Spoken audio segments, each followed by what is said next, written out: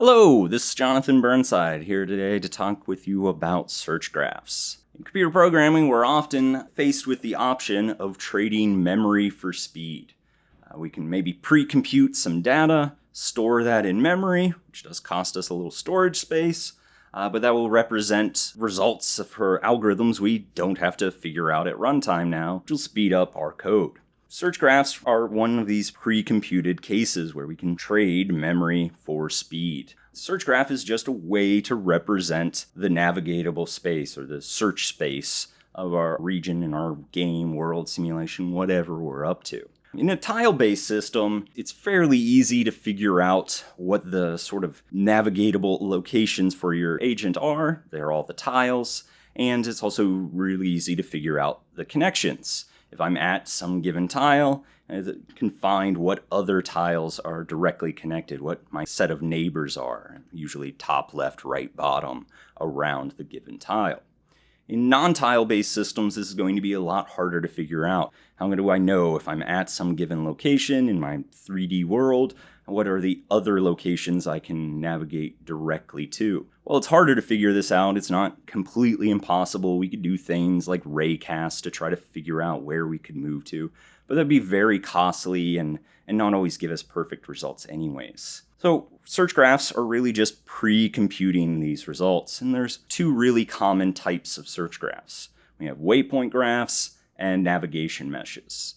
The results of these are fairly similar, and we use a lot of the same vocabulary between them, specifically vertices and edges. In either case, a vertex represents a location that your agent could navigate to, whereas an edge represents the connections between vertices. So at some given vertex, we'll have a set of edges that tell us what other vertices we can travel directly to. In a waypoint graph, we're usually just placing these vertices, these navigatable spaces, locations, on the map by hand, putting them where they make sense for AIs to be able to travel around, as well as drawing in or defining the edges that exist between the vertices. If we look at the picture to the right, we imagine if we see vertex number 2 kind of in the middle, if we imagine we wanted to move to vertex number 4 in front of the pink piano, well, we can see that there's not an edge between them. We can't walk straight between them, probably because there's a wall or something in the way, so we didn't have an edge there. Instead, we can move from 2 to 3 because there is an edge connecting them, and then from 3 to 4 to get to our final location.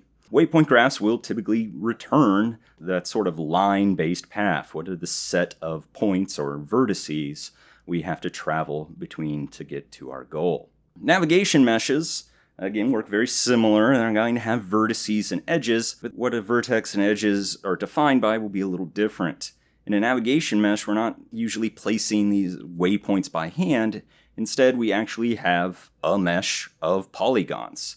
We might even, as a sort of naive first step approach, we might use the same mesh for our navigation mesh that we would use for rendering, such as maybe the terrain or the floor of a building that we want an AI to be able to move around.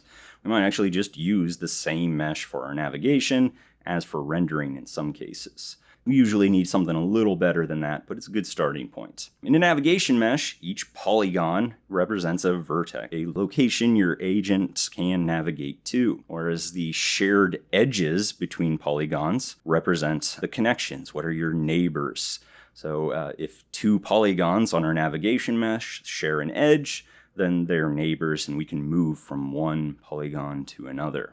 A navigation mesh can be made to return a line-based path, sort of point-to-point thing, very similar to the waypoint graph. If we treat all of the polygons, maybe their center points as the vertices, we could definitely get the set of these that we need to travel along. But in most cases, specifically with a navigation mesh, we're going to use a different algorithm to give us a sort of polygon channel, as it were, but which really means just sort of a smoother path instead of these sort of straight lines that we want to walk between all these given vertices. There's sort of 4 really commonly used navigation mesh path smoothing algorithms: splines, funneling, midpoints, visible point tightening.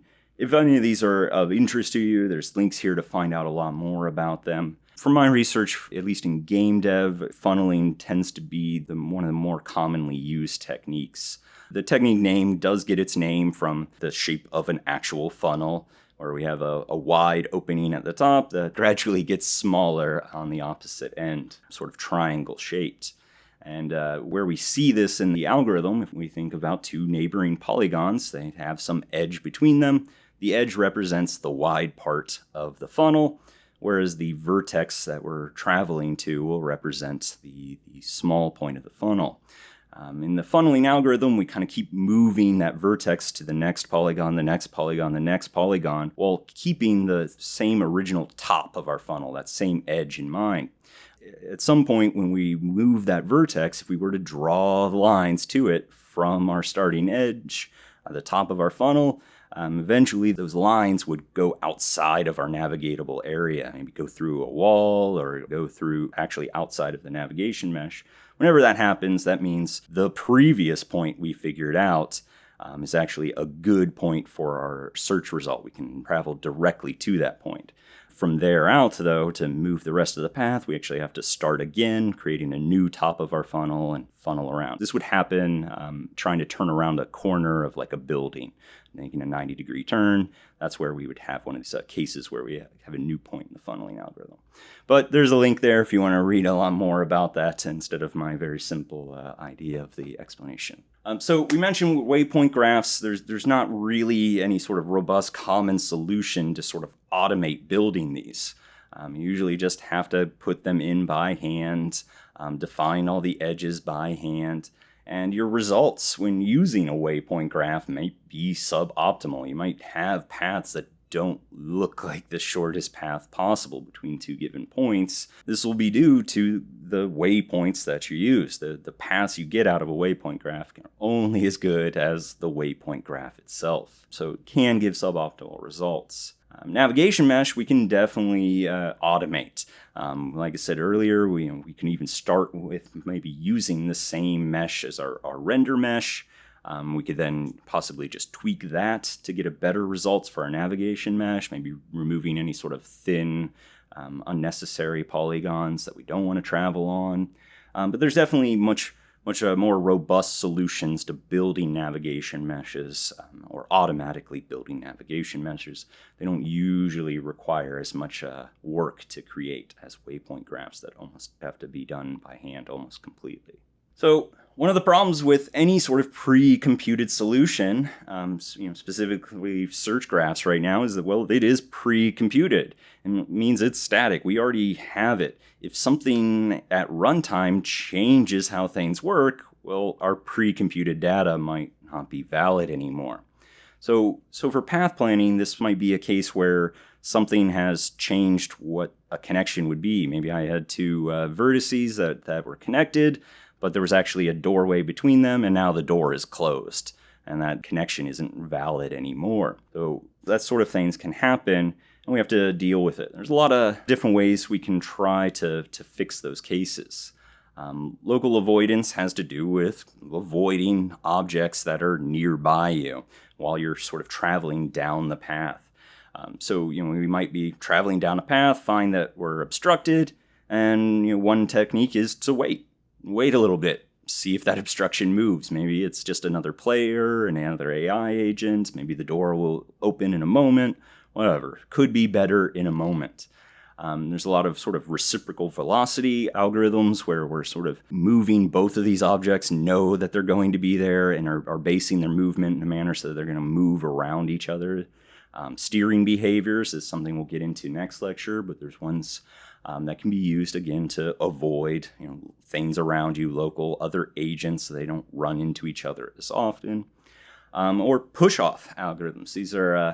This is definitely used a lot in older systems, but the basic idea is you travel down the given path until you hit an obstruction, and then you sort of bounce off. That could be in a random direction, or it could be based on the topology of whatever it is you collided with.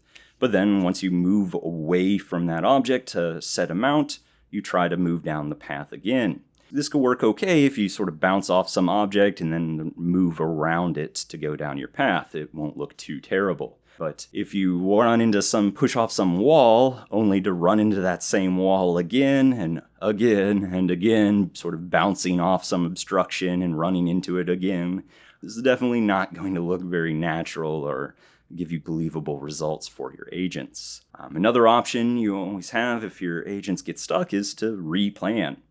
Maybe, especially if something could obstruct your path permanently or for a very long time, maybe a door is closed and now it's locked. Well, maybe we have to find a new path to our goal. Also, one last option you should keep in mind is giving up. If you do have to give up, you should indicate that to the player somehow. Now, it's not always going to be the best option for a lot of games. FPS, first-person type shooter thing, you don't want your AI agents to just give up and stand around looking dumb.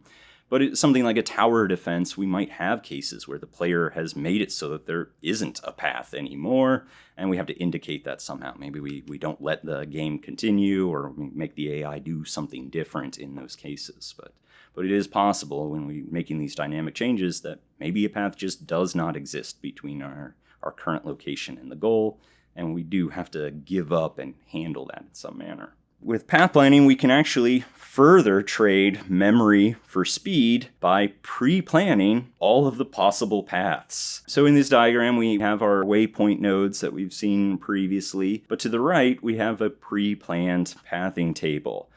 This actually represents all the possible paths. So from any starting location on our graph to any destination is already pre-planned through this chart. So how we use this chart, if we look for some green numbers down the left-hand vertical axis labeled start, those are our starting positions.